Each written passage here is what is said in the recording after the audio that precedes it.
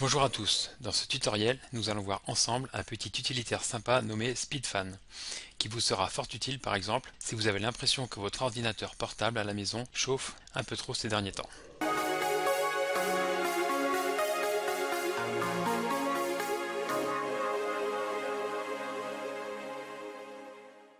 En effet, SpeedFan est un logiciel gratuit qui permet de consulter de nombreuses informations sur les composants de votre PC et notamment les températures. Ainsi, SpeedFan est en mesure de récupérer ces données à partir de sondes installées sur la carte mère, le processeur, la carte graphique ou encore les disques durs. Mais à cette théorie, passons tout de suite à la pratique avec l'installation de cet utilitaire. Donc comme d'habitude, je vous recommande d'aller directement sur le site web de l'éditeur. Ici almico.com speedfan.php. Cliquez ensuite sur Download, puis sur la dernière version SpeedFan 4.52.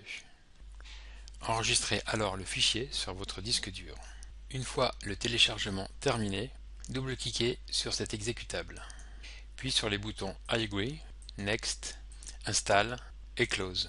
L'installation est terminée. Nous allons maintenant ouvrir cet utilitaire gratuit qui, je vous préviens tout de suite, est assez moche au niveau design.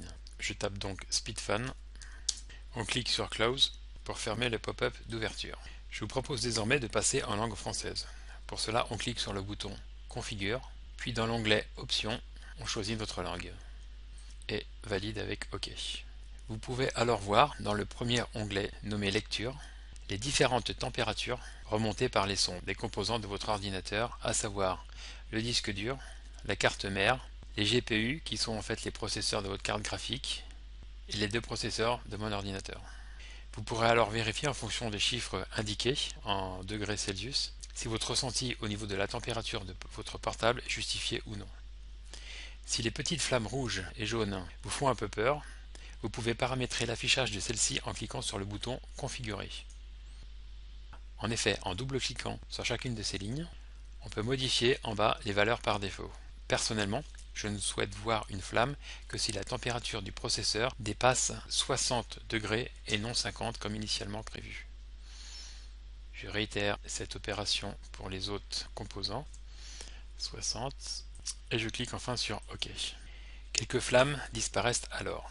Je vous laisserai en commentaire de cette vidéo un lien web avec les températures maximales tolérées par certains processeurs. Maintenant, que faire si les températures affichées sont de l'ordre de 70 à 80 degrés? Tout d'abord, vérifiez que la bouche d'aération de l'ordinateur, sur le côté généralement, n'est pas obstruée par quelque chose. Ensuite, s'ils sont accessibles, dépoussiérez les ventilateurs du PC.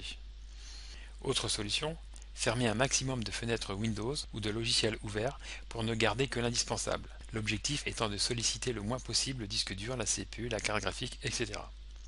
Enfin, si tout cela ne fait pas baisser suffisamment la température, vous pouvez investir dans un support de ventilation pour PC portable. À titre personnel, j'en ai acheté un il y a 5 ans et j'en suis très satisfait. Cela permet de faire baisser la température de 5 degrés environ. Cela vaut une trentaine d'euros environ, et voici à quoi cela ressemble. On pose notre PC sur une plaque métallique sur laquelle est fixé 2 à 3 ventilateurs. L'ensemble est alimenté électriquement via une prise USB que l'on connecte au PC. Cela fait un petit peu de bruit mais sans plus. Pour trouver tout un tas de ventilateurs pour PC, faites une recherche de la chaîne de caractères ventilateur pour PC portable sur le site français Cdiscount par exemple, et vous trouverez sûrement votre bonheur. Voici d'ailleurs, à titre d'exemple, les températures affichées de mon vieux PC à la maison, avec mon système de 3 ventilos actifs. Remarque, pour obtenir ce graphique, je suis allé sous l'onglet Graphique, et ai sélectionné par exemple les deux processeurs GPU de ma carte graphique. Si je débranche maintenant les 3 ventilateurs pendant 5 minutes, les températures de ces deux composants, GPU donc, augmentent progressivement. Et quand je rebranche mes 3 ventilateurs, je reviens alors à des températures plus clémentes, ce qui me permettra sûrement d'augmenter l'espérance de vie de mon PC.